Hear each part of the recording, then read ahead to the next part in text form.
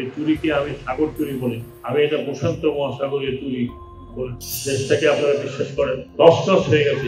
এই ডিফিকাল্ট আয়নাঘর শুধু ক্যান্টনমেন্টে ছিল না, আয়নাঘর ইউনিভার্সিটিতে ছিল। এদেশে এমন চুরি হয়েছে, সেই চুরিকে আমি সাগর চুরি বলি, আমি এটা প্রশান্ত মহাসাগরীয় চুরি বলেছি। এমন চুরি হয়েছে, সেটা যদি আমি আগামীতে বেঁচে থাকি, আমি যদি লিখতে যাই যে কিরকম কিরকম চুরি হয়েছে, যেটা লিখতে গেলে জানি না পারবো কি পারবো না। অবশ্যই আমি আমার অভিজ্ঞতাটা লিখব।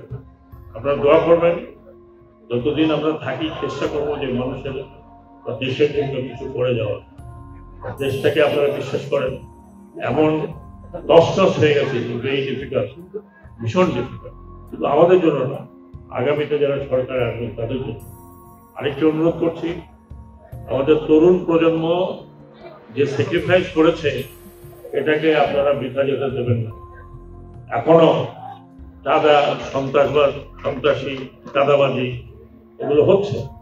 আমি অনুরোধ করবো, যারা নেতৃস্থানীয় আছেন, আপনারা সমাজে যারা আছেন, তারা প্রতিহত করেন চাঁদাবাজি, কারণ অনেক হয়ে গেছে।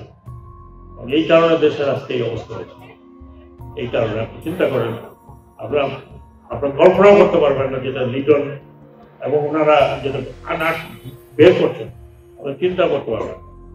আয়নাঘর শুধু ক্যান্টনমেন্টে ছিল না, আয়নাঘর ইউনিভার্সিটিতে ছিল, আয়নাঘর হোটেলে ছিল, আয়নাঘর পার্সোনাল বাড়িতে ছিল। শুধু এক জায়গার কথা আপনারা জানেন, বাকি কথা আপনারা জানেন না।